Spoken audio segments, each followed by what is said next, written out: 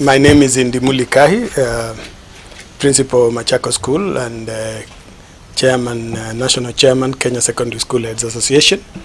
Earlier today, as Machakos County chapter of Kessha, we were donating a few hand-washing utensils and face masks to the governor of Machakos County to help in the fight against COVID-19. Because we believe this is the war all of us must participate in, and particularly as schools, as heads of schools. Our sector is largely affected because schools are closed, children are at home with their parents. Definitely with the closure of schools in first term, a few challenges have come up. One, we had not finished the term's work. As usual, schools would want to do end-term exams. These were not done in many schools. Others were still busy completing the syllabus for Form 4s and also for the other classes to be able to continue in Term 2.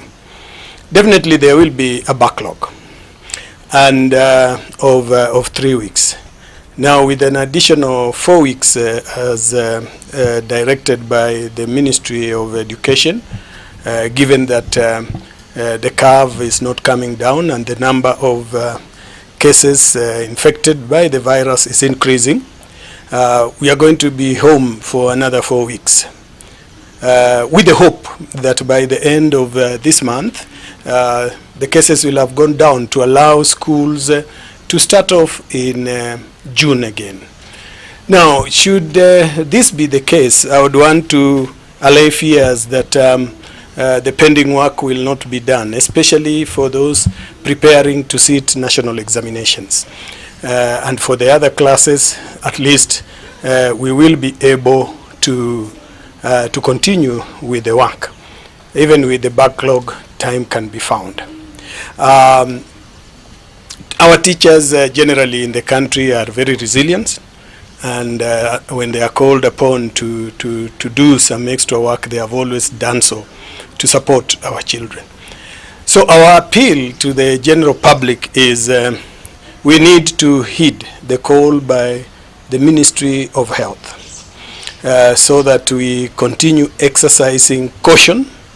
Where we are being asked to maintain social distance, this we need to do. We need to keep washing our hands, we keep sanitizing, and wear face masks, especially when you are in a group of people.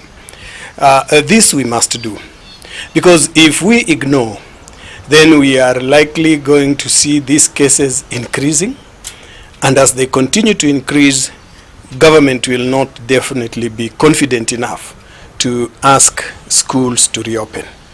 Because if we bring in children from areas that is highly infected by the virus, they are likely going to infect other children, and we may have a bigger explosion of the cases. So our appeal as principals of schools is let the general public follow public health instructions so that we can get back to near normal, to allow us to continue teaching and also prepare for exams. I would also want to say, as the minister did mention, that exams are not going to be postponed. Definitely at this point in time, he's right, because we've not reached, in my view, a critical stage that will require exams to be moved. At least where we are, should we be able to come back to school in June, I'm sure these exams can take off. And exams does not necessarily mean the syllabus should have been covered up to the end. Yeah? There are areas which the examiner, knowing the challenge that is there, may choose to ignore because of the challenge, but test other areas. So this I would like to say that let's leave it to the experts, those that have been charged with the responsibility of examining our children at the end of a given course, be it at the end of class 8 as they transit to Form 1, or at the end of Form 4 as they exit to higher learning. Once we give them their space to work, I'm sure they'll be able to come up with a good direction on this. To the students who are at home, I want to continue encouraging them to interact with their academic information. When I say interacting, I'm saying they should not ignore their books. Where their parents are able to provide them with the e-learning gadgets, mobile phones, laptops, or iPads, I want to encourage them to use them, to take it positively and use them. Kenya Institute of Curriculum Development has developed materials that are online or on radio, and the timetables, I'm sure, have been circulated. Where they can, let them interact with the knowledge. For the parents, those who can, please support the children to be able to get this information so that they are not rusty. In my view, I would say we simply have to ensure they are not rusty. By the time they come back to school, the teachers will not find it difficult to pull them up. So let them interact with the knowledge. I've been asked several questions whether learning is taking place. For us to assess whether learning is taking place, there must be an interaction between the one providing the teaching and the person who is learning. Through that interaction, the teacher can tell whether learning has actually taken place. The online material as they are prepared now, it won't be easy to ensure or confirm whether learning has taken place. But in my view, it gives the children an opportunity to keep abreast with the knowledge they are expected to have. It is now the responsibility of the teacher when they come back to try and brush the loose ends for those who are able to interact. For those who are not able to interact, it will be beginning from where we stopped before the schools ended. For those in Form 1 and 2, we still have time. If there is any backlog, we have 3 years for Form 1s. I'm sure within the 3 years the backlog can be covered. The schools can do reorganization. For the Form 3s, again, we have a year. People can stretch themselves if we are able to contain the rise in the cases. So we only want to pray that we all of us, play our part as an individual, and government to play its part. The other questions that has kept coming to us is, should the schools reopen, what is going to happen? And in our response to this, we are saying that definitely a few cases have to be taken into consideration. For example, the directives from Ministry of Health, issues to do with constantly washing your hands, issues to do with sanitization, wearing face mask, that will have to continue. So it means that we must come up with a roadmap on what must be done before schools open. For example, maybe the schools must be fumigated before students come in. And then the government to assist schools to ensure that they have enough face masks for the students before they come. Issues of sanitizers, they have a cost implication. So as a school, the pandemic has interfered quite a lot with the way we had planned to complete the syllabus for the candidates and at the same time prepare them for exams.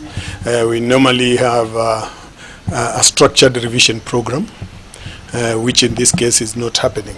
But what we have done is we are reaching out to our students through their parents, through the WhatsApp group created by by parents per class. So from there, we are able to send tasks for the students to interact with. We've been able also to help parents guide their children by sending them a timetable, at least a timetable which they can use to ensure that the children are revising all their subjects. And this is across the board, from Form 1 to Form 4. So the parents have the timetable, they have the tasks, and the timetable also allows, it's flexible, it is allowing for children also to relax, because it is not transferring the school into the home, but to guide them so that they do not just over-concentrate maybe on the subject they like and ignore others. So we've sent such a timetable and the tasks that they are doing. Where the children may have a challenge, they are also able to get back to us to be able to support them. We are also exploring other technological aspects in which we can reach the children. This being public schools, we are aware that not all of our students may be able to log into our e-learning portals. So we are getting to relatives who we know can support the children by sending these tasks to them. Yeah, so we are trying to do that. But we believe as we follow up, we get information, yes, they have received the tasks and they are working on them. Those who have not been able to reach us through other people for support. We had sent the first set of tasks just immediately after the schools closed, and yesterday, to prepare them for this month, we sent another set of tasks and another timetable that can help parents guide the children. Just to check that the timetable says do mathematics, says this child interacting with mathematics tasks. If the child has a challenge, the parent can still reach us. Can change over now, let him rest, then come and interact with the tasks in English. That is all what we are able to do. So which way? Yes. These schools will need a support for them. The challenge will come into the issue of social distancing. Given our population in our schools, it would mean that we create more classrooms or classrooms outside the four walls, so that children can continue learning and at the same time maintaining social distancing. For boarding schools too, the challenge would be on bed arrangement. So all this, should the pandemic go down and we have to get back to schools, we need to sit down and come up with the roadmap on how we need to prepare for the children to come to school. Otherwise, it is our prayer that by the end of this month, the Ministry of Health will be able to give the green light for the Ministry of Education to direct that schools can reopen. Thank you.